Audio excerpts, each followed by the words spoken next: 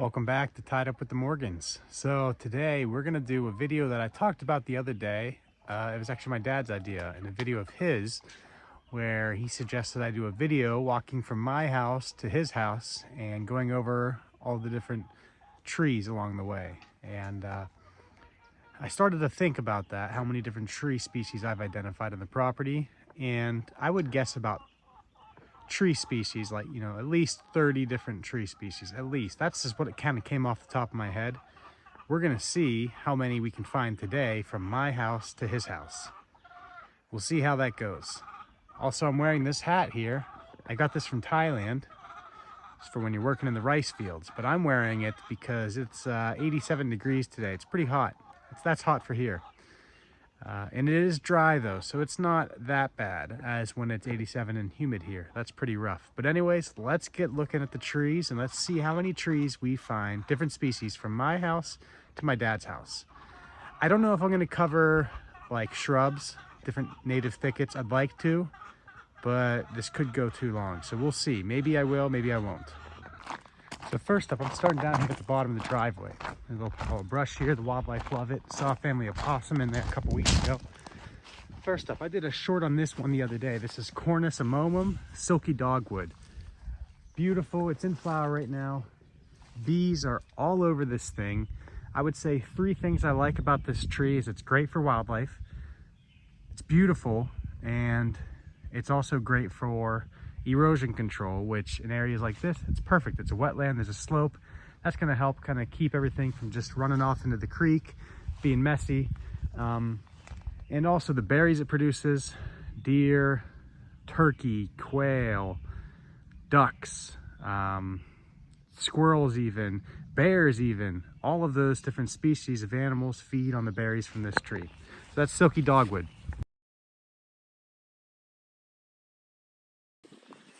Next up, we have black walnut, the Latin name, Juglans nigra. Get beautiful canopies on these. Some things I really love about it, of course, would be the black gold. It makes beautiful lumber. Second thing would be many caterpillars, different insects feed on this tree's leaves. And the last thing would be its nutritious nuts that animals go crazy for.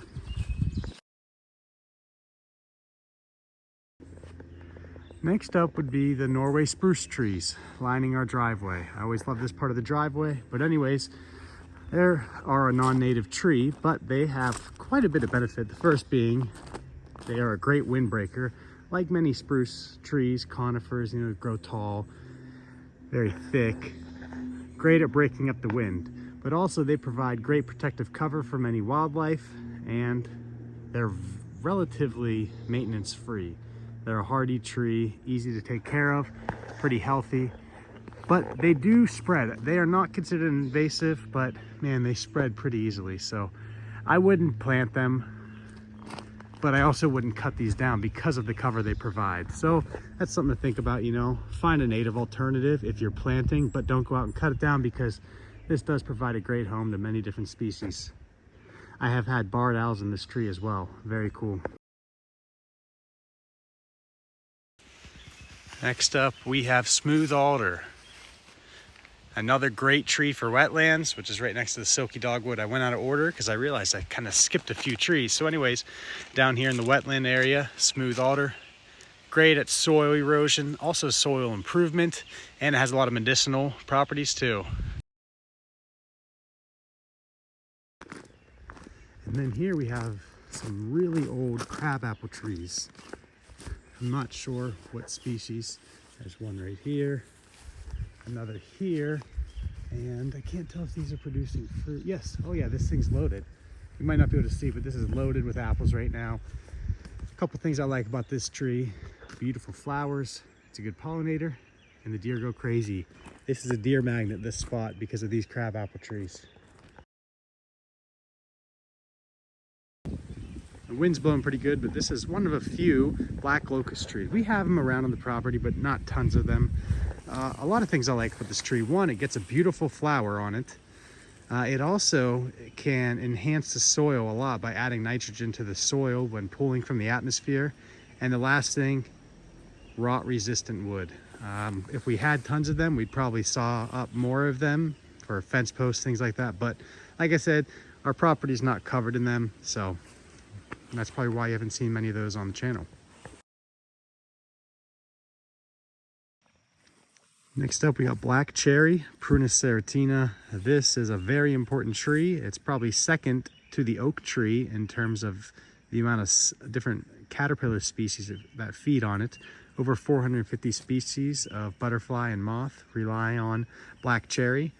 Another thing, it gets a really cool flower, gets great fruit, as you can see, starting to come in here, that birds go crazy for. And the last thing would be the lumber. Beautiful Pennsylvania hardwood cherry right here.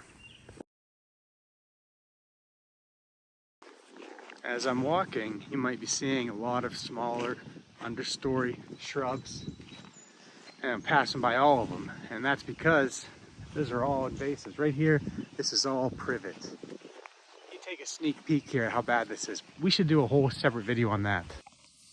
Just so thick. You can see in there. Nothing in there but privet. All right, let's move on. We are here at Eastern Hemlock, or Canadian Hemlock. Three things I like about this tree: they can live a very long time. They could live well over to 800 years old. They also are very shade tolerant. They can grow in complete shade, which not a lot of trees can do that. Often find them near wetlands. You find them in a number of areas, but that's one. And near creeks, rivers, things like that. The other thing, supports a massive amount of wildlife. These hemlocks here in particular, a lot of red squirrels. I love them. Very cool. Next up in our yard still, we're not even on the trail yet, and we have, I don't know how many tree species. Anyways, here, common pear. Some things I like about this tree: it gets a beautiful white flower. This thing in early spring is just beautiful, and then the whole ground gets covered in those white flower petals. The other thing would be the fruit it produces. We can eat it, but also the deer go crazy for it, so it produces fruit, and pollinators love it. Next up, the flowering dogwood tree. This gets a beautiful flower too. Birds love the little fruits it produces, the berries, the seeds, and then that's how it then can grow. Also, those seeds are easy to grow the trees from. But then the other thing is, it's a very important understory tree, and it's of great ornamental value. A lot of these you might not want in your yard, but flowering dogwood is one that would look great in your yard.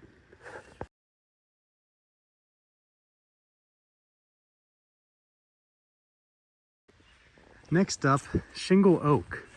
And this thing, you can see the acorns are starting on this, but Shingle Oak, one thing I like about this tree is it can grow in some pretty bad soils. It is a very hardy tree. It can grow in urban settings. It can grow in shade, full sun. It can grow among the black walnuts, which not everything can. Got a little yellow jacket flying around on here. It produces acorns for wildlife that, feed well over 100 different species.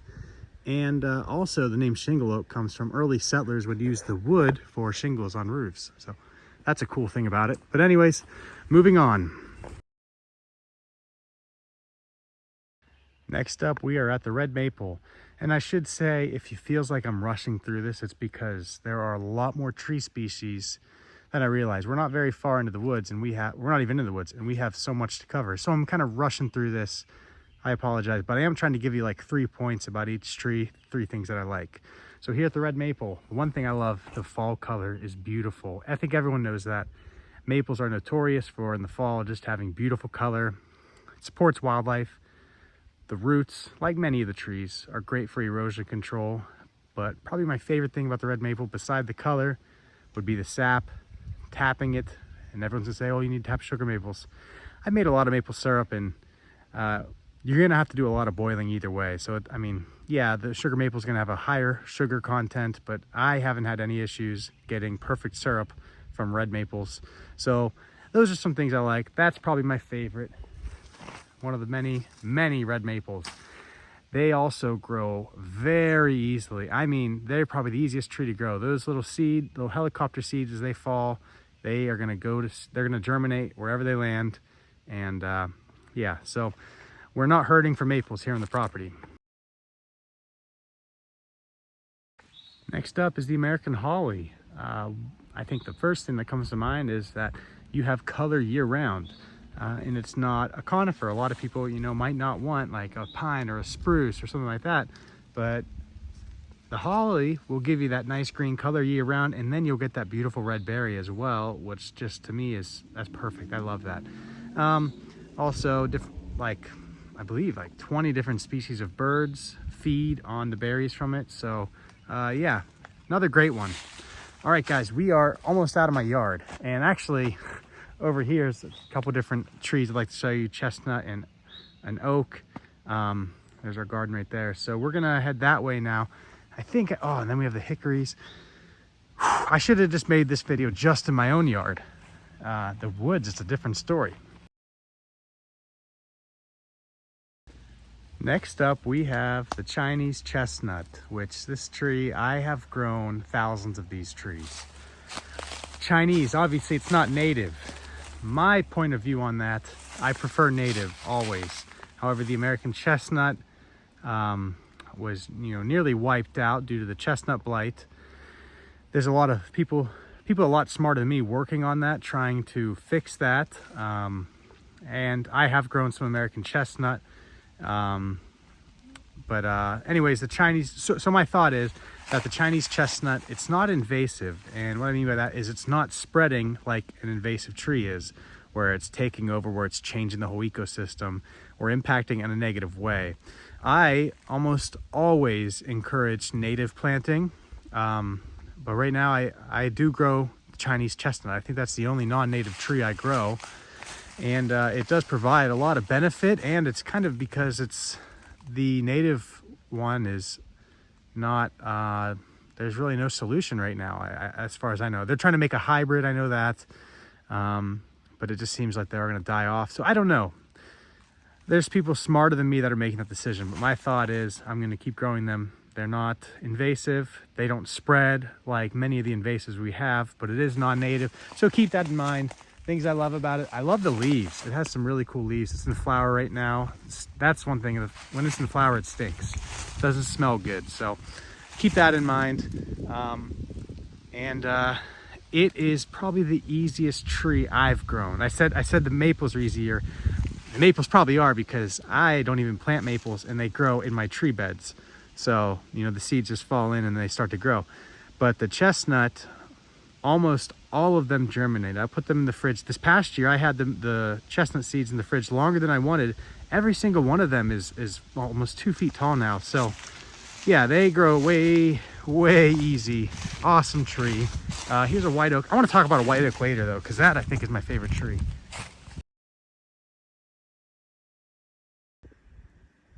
Next up is the eastern cottonwood. We don't have a whole lot of these.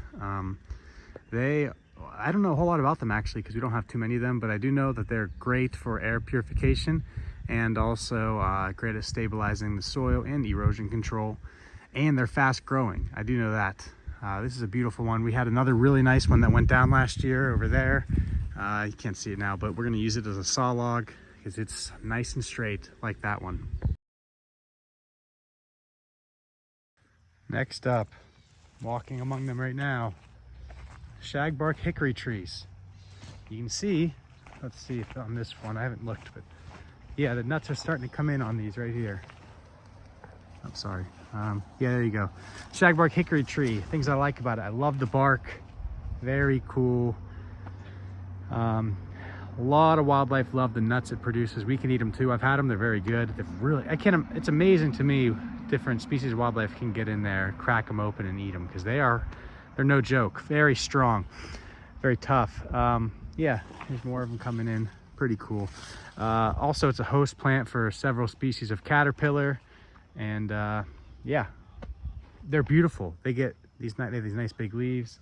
I mean, that's this whole area right here. From, you know, in here is all hickories. So our yard, we have the hickories here, we have a spot of walnuts, everything. It just kind of slowly spreads. Definitely not taking over, but it spreads at its own pace, and it's a very hard wood, so it burns really hot. We are here by the chickens right now and the kids' little play area. They got little trails in here, a whole lot going on. But anyways, there was a black oak in the backyard I was going to show you, but the leaves are really being eaten right now. The leaves are almost non-existent in the lower part of the tree. So here's the black oak. Why do I like the black oak? Well, anything in that Quercus genus I love. I love oak trees so much. I love them for a lot of reasons. Great lumber. They provide so much benefit to wildlife, from caterpillars to mammals to birds. Everything loves oaks. Great shade. Because of their roots, the roots go so far out, many times further than the canopy itself, especially in the white oaks, which we'll get to. That's, like I said, that's my favorite. But anyways, because of those roots, it's great soil erosion control. Yeah, I could talk about oaks all day. I could make multiple videos on just why I love oaks. But for today, that's too long of a rundown on why I like black oaks and the black oak tree. This tree right here, the white ash, there used to be a lot of these on the property, and I remember it. I didn't know a whole lot about trees then, but I was still in high school, and I remember my dad taking out a lot of the dead ones, and it was a project, you know, cleaning them up, and yeah, they were wiped out by the emerald ash borer beetle, and which is an invasive beetle that really wipes these out. This is really one of the biggest ones in the property that I have found, if not the biggest. I don't think I've ever seen one bigger than this. But anyways, this is the white ash. Things that are cool about this tree, one is it's great in parks, urban settings, a good ornamental tree. Again, provides great, really a lot of these native trees, if you haven't noticed, provide a lot of, they're very important for wildlife is what I'm trying to say. And it's because they're native, so all of the wildlife, the insects, the mammals, whatever it is, the birds, they all, you know, have grown together with these native species. So that's one reason why. So if you haven't noticed, there's kind of been a trend. A lot of them I say, oh, it benefits caterpillars, benefits birds. It's because they've all, you know, lived together for a very long time. But that's the white ash tree. I love it. Let's move on. This here is probably the only eastern red cedar I know of on the property. It's the only one I've ever come across. It was probably planted a long time ago by the people that used to live here. I know in some parts of the country, I think in the South especially, these things, you just got to get rid of them. There's just far too many of them and they just take over. That is not the case here at all. I don't know why that is though. I don't know a whole lot about the red cedar other than, you know, that's what we make our fire starter out of, is cedar, and cedar is, you know, rot resistant. It's a great wood. I do know it has kind of a smell to it that repels insects, and it provides some benefit for wildlife. But I know in some of the South, there's a few native plant guys that I follow, and I know some of them, really habitat managers, I should say. It's a nightmare battling the eastern red cedar for them. So I guess there's just far too many of them. I don't know. Maybe you know. Let me know. But I don't know a whole lot as to why it's not taking over here, even though it's native, whereas in some areas it sounds like they just have far too many of it. So let's move on. This might not look like it, but here's a nice black cherry. Real nice. And then that's another locust tree. Black locust right there. Black locust right here. Hickory. Hickory, red cedar, yeah, hickory, locust through there, yeah. Now we're at the red pine. There, near my house alone, there are a few hundred red pine trees that were planted maybe 50, 60 years ago. Some things about this: they grow fast. They're great for building. If you follow us in Outdoors with the Morgans, which I know you do, we use a lot of red pine. We saw a lot of red pine. We have a lot of it. And in this one in particular, there's a giant nest up there. I don't know what that is. So earlier this spring, I heard a sound I've never heard coming from right here. I could never see what it was, because when I would get anywhere close to it, right around this tree, not even that close, it would stop. And I have an audio recording of it. I'm going to try and find that and see if I can include that if I remember. But yeah, it was a crazy sound. I thought it might have been baby owls. Again, I don't know though, but that's a big nest. I don't know if anything's there now. I know sometimes at the sight of owls, you could find bones around the tree. I didn't find anything like that. But yeah, red pine.